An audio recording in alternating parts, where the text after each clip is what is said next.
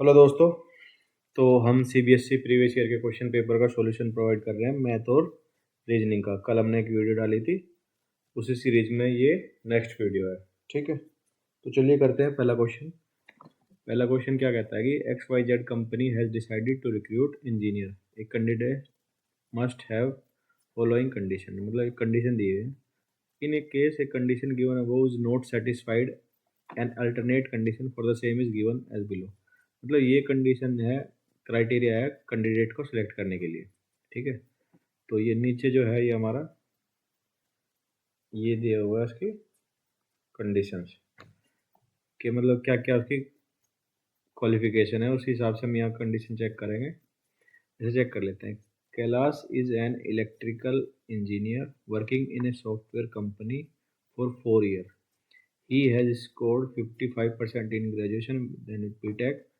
He was born on 15/5/1994. He is ready to be on probation for an year. तो इस company में इसका selection हो गया या नहीं वो चेक कर लेते हैं। तो candidate BA BTech with at least 65% marks. तो ठीक है, कैंडिडेट जो है हमारा इसने BTech तो की हुई है, बट जो इसकी परसेंटेज ऑफ मार्क्स है वो 55 है, यानी कि 65 से कम है। तो पहली ही कंडीशन ये वायलेट कर रहा है। तो क्या होगा, हम अल्टरनेट कंडीशन में आते हैं, चेक करते हैं कि ये क्या कर रहा है। If A is violated but the candidate has obtained at least 50%, यानी कि हमारे कैंडिडेट ने तो 55 किए हैं, तो ये वाला हमारा माना जाएगा first option. Immigration and has at least 3 year of working experience, तो 4 year का एक्सपीरियंस है इसके पास। ठीक है, तो क्या होगा, the case may be refer to the general manager. तो ये जो हमारा केस है जनरल मैनेजर को रेफर कर दिया जाएगा। तो ये हमारा इस case is refer to GM। ठीक है, नेक्स्ट क्वेश्चन करते हैं। ये न्यूमेरिकल सीरीज का क्वेश्चन है, इसमें चेक कर लेते हैं कितना। इस टाइप के क्वेश्चन में अगर जो नेक्स्ट टर्म का डिफरेंस है थोड़ा पास में हो तो कहीं ना कहीं एडिशन का ही सीरीज बन रही होगी। चेक कर लेते हैं। 16 + 5 21, 21 + 10 31, 31 + 15 46, 46 + 20 66, 5 10 15 20, next will be +25, that will be 91। तो हमारा आंसर हो गया 91। ठीक है, इसका थोड़ा वो साइज इंक्रीज कर लेते हैं। ठीक है, नेक्स्ट क्वेश्चन क्या है। Jiya, Kirti, Lalita, Manisha and Nita are sitting on a bench. Sitting arrangement का क्वेश्चन है। ठीक है, कितने कैंडिडेट हैं, 1 2 3 4 5। ठीक है, कोई बेंच है और मान लीजिए सर्कुलर बेंच ही बना लेते हैं इसको। ठीक है, 5 कैंडिडेट बैठे हैं, 1 2 3 4 और लेट्स 5 भी है। Nita is to the left of Jaya and is at one end. कोई बेंच है, ये सर्कुलर नहीं है, कोई बात नहीं। ठीक है, ये बेंच है, 5 पीपल इसमें, 1 2 3 4 5। ठीक, Nita is to the left of Jaya and is at the one end. मतलब नीता को हमें कहाँ बैठाना है, यहाँ तो बैठा नहीं सकते क्योंकि वो किसी के लेफ्ट में है, इधर कोई बैठा नहीं, तो एट द एंड है किसी के, तो एंड यही है, तो यही होगी नीता। ठीक है, और ये किसके लेफ्ट में है, जया। ठीक, Meenakshi is to the left of Lalita who is not at the end. ठीक है, मीनाक्षी जो है लेफ्ट है ललिता के, बट ललिता जो है एंड में नहीं है, तो ललिता कहाँ है, Lalita should be here. Lalita and Meenakshi, तो बची कौन, Kirti. Kirti will be here. Who is to the left of Kirti, Kirti है, इसके लेफ्ट में कौन है, ललिता, तो अपना ये ऑप्शन हो गया। ठीक है, नेक्स्ट क्वेश्चन अल्फाबेटिकली सीरीज का है, इसमें चेक कर लेते हैं हम क्या है। Find the wrong term in the following. ठीक है, रॉन्ग टर्म पूछ रहा है। इसमें क्या हो रहा है कि हम चेक कर लेते हैं। इसका प्लेस वैल्यू 12 है, इसकी प्लेस वैल्यू 8 है, इसकी प्लेस वैल्यू 4, इसकी 26 और इसकी 21। ठीक है, अगर चेक करूँ मैं तो -4 -4 -4 -5, तो ये -4 ही होना था, यानी कि यहाँ पे u की जगह क्या आना था, v, यानी कि ये ही रॉन्ग टर्म है मेरी। ठीक है, डिफरेंस सेम करना है हमें पूरी सीरीज में। नेक्स्ट क्वेश्चन देख लेते हैं। नेक्स्ट क्वेश्चन भी अल्फाबेट का है, इसमें कोडिंग हो रखी है इसकी। तो अगर मैं इसके सामने लिख देता हूँ यहाँ MNAICA, तो M तो मेरा सेम है, जो ये AN है, N इधर आया और A इधर आया, मतलब उनकी पोजीशन चेंज कर दी। I फिर मेरा सेम है और AC में C इधर आया और A की पोजीशन चेंज कर दी। तो इसका आंसर क्या होगा, S सेम रहेगा, AN की पोजीशन चेंज हो जाएगी NA। ठीक है, अब I की पोजीशन फिर सेम और TY की पोजीशन हम इंटरचेंज कर देंगे, यानी कि Y और T। तो ये हमारा आंसर है। ठीक है, नेक्स्ट क्वेश्चन देख लेते हैं। इनका जो रिलेशन इनका है वो वैसा ही हमें चेक करना है। ठीक है, वैसा चेक कर लेते हैं। G की प्लेस वैल्यू 7, J की प्लेस वैल्यू 10 और इसकी प्लेस वैल्यू 12, यानी कि +3 और +2। ऐसा कोई है इसमें, मान लो ये 20, ये 23 और ये 26, +3 +3, तो ये तो नहीं है। 21 23 और 26 +2 +3, ये भी नहीं है, क्योंकि मुझे स्टार्टिंग में चाहिए 3 का डिफरेंस। तो ये 20, ये 22, 2 का डिफरेंस, ये भी नहीं है। ये 21, ये 24 और ये 26, 3 का डिफरेंस और 2 का डिफरेंस। ठीक है, जो मेरा क्वेश्चन में था, तो ये ही मेरा आंसर होगा। ठीक है, तो नेक्स्ट क्वेश्चन क्या कहता है, दिए गए विकल्पों में 3 समान है और एक विषम है, मतलब कि ओड वन आउट करना है अपने को। ठीक है, कर लेते हैं। इसकी प्लेस वैल्यू 8, इसकी प्लेस वैल्यू 11, कितना डिफरेंस है, 3 का। इसकी प्लेस वैल्यू 12, इसकी प्लेस वैल्यू 15, 3 का डिफरेंस। ठीक है, इसकी 23, इसकी 26, 3 का ही है। इसकी 16, इसकी 19, 3 का ही है।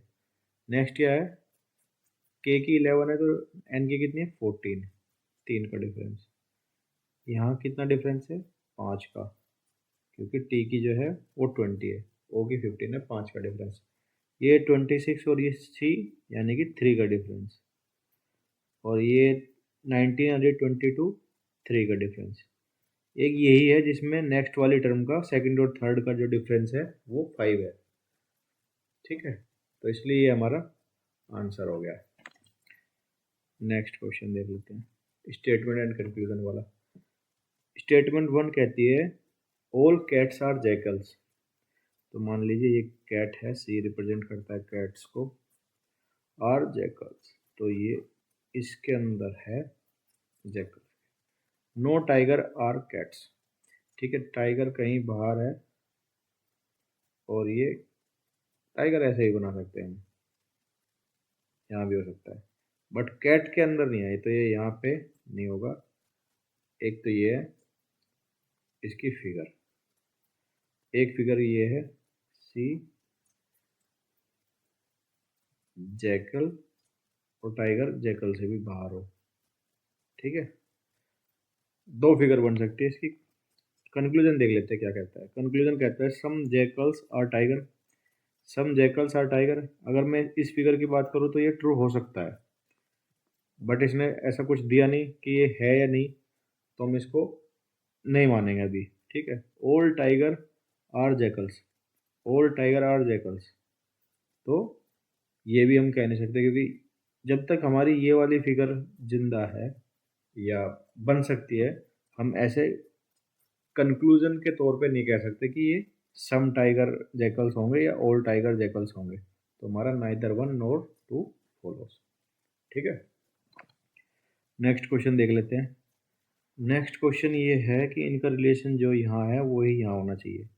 इसमें वैल्यू तो डिजिट्स तो सेम है, बस क्या हुआ है कि जहाँ ये 1 है ये वाला, इसके बाद और 2 पॉइंट नेक्स्ट हो गए, यानी कि 100 से डिवाइड हुआ है।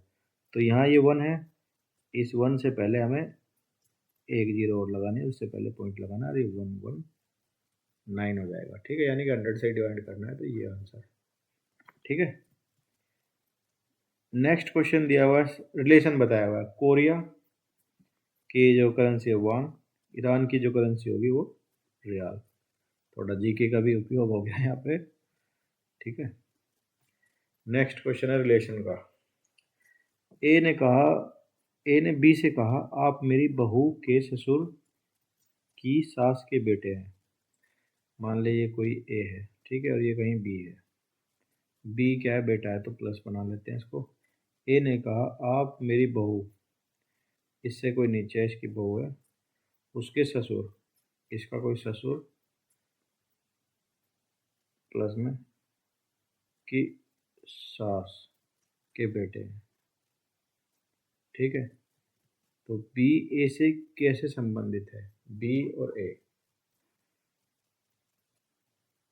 ठीक है, अब बी और ये इसका, अगर इसका ससुर तो है ये, ठीक है, और ये इसका बेटा है, तो ये अगर इसकी वाइफ बना देते हैं तो ये इसका भाई होगा, क्योंकि ये सास है तो ये इसकी बेटी हुई, और ये इसका बेटा है, और इन दोनों का रिलेशन क्या है, भाई बहन का। ठीक है, नेक्स्ट क्वेश्चन स्टेटमेंट कंक्लूजन वाला है। स्टेटमेंट कहते हैं people who are sick need to be treated. ठीक है, जो सिक हैं वो ट्रीटमेंट के नीड में है। और Sakshi was sick and was hence taken to the hospital for treatment. ठीक है, ये समझ में आ गया कि सिक पीपल को ट्रीटमेंट की ज़रूरत होती है, और साक्षी हमारी जो है बीमार है, तो उसे हॉस्पिटल ले जाया गया। ठीक है, कंक्लूजन क्या कहता है, healthy people do not need treatment. ठीक है भाई, पहला तो हेल्दी पीपल क्यों जाएंगे, ट्रीटमेंट क्या ही चाहिए उनको, तो पहला ठीक है। सेकंड कंक्लूजन क्या कहता है, sick people need to go to hospital for treatment. ये तो अभी बोला ही है कि ये सिक है और ये हॉस्पिटल गई है ट्रीटमेंट के लिए, तो सेकंड भी ट्रू है, यानी कि फर्स्ट एंड सेकंड फॉलो। ठीक है, नेक्स्ट क्वेश्चन सीरीज वाला ये। इसमें अगर मैं सीरीज बनाऊं तो ई की प्लेस वाली बस फर्स्ट टर्म देखनी है। अगर एग्जैक्ट आंसर निकालना है तो पूरे हर टर्म का हम चेक कर सकते हैं, बट फर्स्ट टर्म को लेके चलते हैं पहले। ई की वैल्यू 5 है, जे की वैल्यू 10 है, और यहाँ कोई टर्म होगी उसकी फर्स्ट वैल्यू देखेंगे, और यहाँ 20। अब ये दिख रहा है कि 5 10, तो नेक्स्ट क्या हो सकती है, 15 हो सकती है, क्योंकि 5 10 15 20 5 5 का डिफरेंस है। तो मेरा ओ यहाँ पे भी है और यहाँ पे भी है। ठीक है, तो मैं सेकंड टर्म और चेक कर लेता हूँ। 8 एच की वैल्यू है 8, एम की वैल्यू कितनी है 13, 5 का ही डिफरेंस यहाँ आ रहा है, तो मैं 5 का ही आगे करके चेक कर लेता हूँ, यानी कि 18। तो आर की वैल्यू हमारी 18 होती है, और 18 + 5 23, यानी कि ये भी ठीक हो रहा है। तो बस 2 तक निकाल लो, अपना आंसर आ जाएगा। ठीक है, नेक्स्ट हम चलते हैं। ए बी सी का रेशियो दिया हुआ है, और A upon B ratio B upon C. इसमें क्या करते हैं, सिर्फ दो कोई भी वैल्यू, या तो हम बी इन दो का निकाल लें या इन दो का निकाल लें, बात वही है। ए बी सी का रेशियो दिया हुआ है, ए बी सी कितना है 3 6 9, और आसानी से निकालना हो तो 1 2 3। अब ये मेरे से कह रहा है कि A upon B ratio B upon C, ये चेक कर लेते हैं। ए मेरा 1 आया, बी मेरा 2 है, और बी मेरा अगर 2 है तो सी मेरा 3 है। तो ये कितना हो जाता है, 1 अपॉन में 2 इंटू 2, और ये 3 ऊपर गया, यानी कि 3 अपॉन 4। जहाँ भी फर्स्ट टू टर्म का ये आ रहा है, इसका और इसका 3 और 4 एक ही में है, इतना ही आंसर मेरा, ठीक है। और किसी ऑप्शन में मेरा 3 और 4 नहीं है, पहले और दूसरे का, तो ये मेरा आंसर है, निकाल के आगे निकल जाएगा, ठीक है। अब क्वेश्चन 15 बोलता है find the sum of digit of the biggest 6 digit number divisible by 14, 15, 16, 18 and 24, ठीक है। अब एक तो भाई लेंथी जो तरीका है इसका वो ये है कि हम क्या करें, जो ऐसा नंबर फाइंड करें जो इन सब से डिविजिबल हो, 6 डिजिट का, इन सब का एलसीएम निकालें और सब कुछ करें, वो बात की बात है। मैंने ये बोला है कि 9 या 18 आते ही हम कुछ भी हो उनका सम ऑफ डिजिट जो है 9 से डिविजिबल होगा, ठीक है। यहाँ हमारे पास 18 है, तो जो 6 डिजिट का नंबर आएगा ना वो भी क्या होगा, 9 से डिविजिबल होगा उसका सम ऑफ डिजिट। तो सम ऑफ डिजिट मेरा 40 नहीं हो सकता क्योंकि 9 से डिविजिबल नहीं है, 44 नहीं हो सकता क्योंकि 9 से डिविजिबल नहीं है, ना 48 हो सकता, 36 ही उसका सम ऑफ डिजिट होगा। उसे 18 से डिवाइड होने के लिए 18 बोलो या 9 बोलो, बात एक ही है। आया हम, तो ये क्वेश्चन सोल्व करोगे तो भाई बहुत थोड़ा टाइम लेंथी है, इसका एलसीएम वगैरह निकालना, फिर 6 डिजिट नंबर में ले जाना, डायरेक्ट ऐसे कर सकते हैं हम इसका। Find the value of x पूछ रहा है, ठीक है। एक्स की वैल्यू निकाल लेते हैं, इसको सोल्व ही कर लेते हैं। कितना है 56/8 इंटू एक्स अपॉन 2 प्लस 28/7। दिखने में थोड़ा लग रहा है कि कितना बड़ा क्वेश्चन है कुछ नहीं, 7 4 और 8 7, ठीक है। यानी कि 7x/2 equals to 11 minus 4, that will be 7 and 7 x will be 2। आया समझ में? नहीं आया तो कमेंट कर देना भाई, दोबारा बता देना, ठीक है। नेक्स्ट क्वेश्चन है, एक आदमी के पास 1 रुपये, 2 रुपये और 5 रुपये के सिक्के को मिलाकर 320 रुपये हैं। इसमें हर प्रकार के सिक्कों की संख्या बराबर है, उसके पास कुल कितने सिक्के हैं, ठीक है। वो कह रहा है कि सिक्कों की जो संख्या है बराबर है, तो मान लो ये मेरे पास 1 रुपीज़, ये 2 और ये 5, तो एक्स ही ये है, एक्स ही ये है, एक्स ही है। अगर मैं इनका मल्टीप्लाई करूं, मान ले मेरे पास 1 रुपये के एक्स सिक्के हैं, तो एक्स 1x इनकी वैल्यू हो जाएगी, प्लस ये इनकी वैल्यू कितनी हो जाएगी 2x, प्लस इनकी वैल्यू कितनी हो जाएगी 5x, और ये इनकी वैल्यू कितने के इक्वल है 320 के, ठीक है। 5 2 7 1 8x equals to 320, x will be 40। अब टोटल जो मेरे पास सिक्के हैं वो तो 3x है ना, तो यानी कि मेरा जो टोटल वो आया 120 आ गया सिक्कों का, ठीक है। नेक्स्ट क्वेश्चन देख लेते हैं। नेक्स्ट क्वेश्चन कहता है किसी शहर की जनसंख्या 3 वर्ष तक 10% की दर से बढ़ती है और फिर 4वें वर्ष बोलना चाह रहा होगा, 4वें वर्ष में 20% कम हो जाती है। वर्तमान जनसंख्या क्या है यदि पहले के वर्ष से जनसंख्या 20,000 है, ठीक है।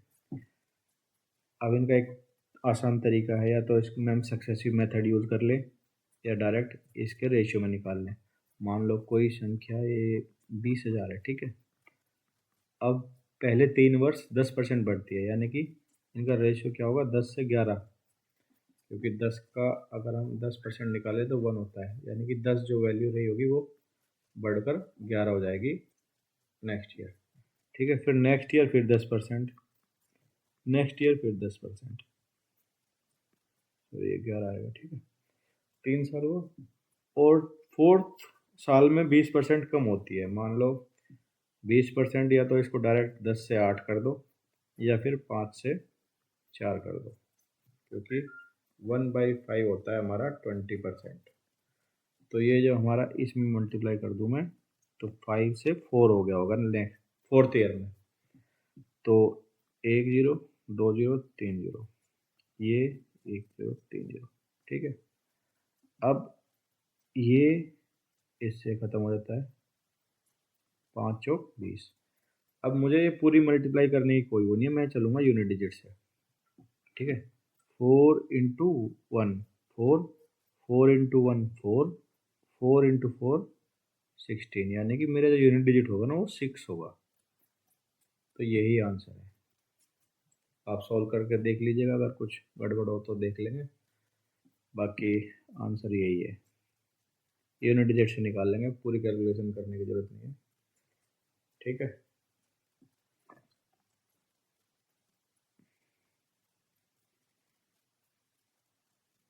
नेक्स्ट क्वेश्चन कर लेते हैं। What is the ratio between 4 inches and 1/3 feet.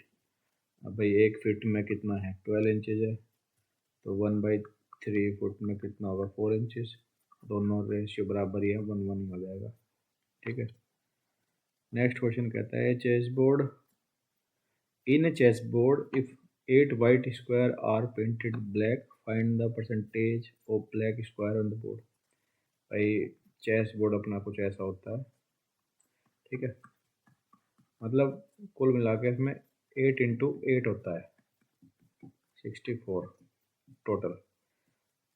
इसमें कितना 32 ब्लैक होते हैं, मेरे ख्याल से 32 वाइट होते हैं। ठीक, अब ये कह रहा है कि 8 और जो वाइट थे उनको भी ब्लैक पेंट कर दिया गया, तो अब ब्लैक कितने हैं अपने पास 40, और टोटल कितने हैं 64, यानी कि 8 5 और 8 8।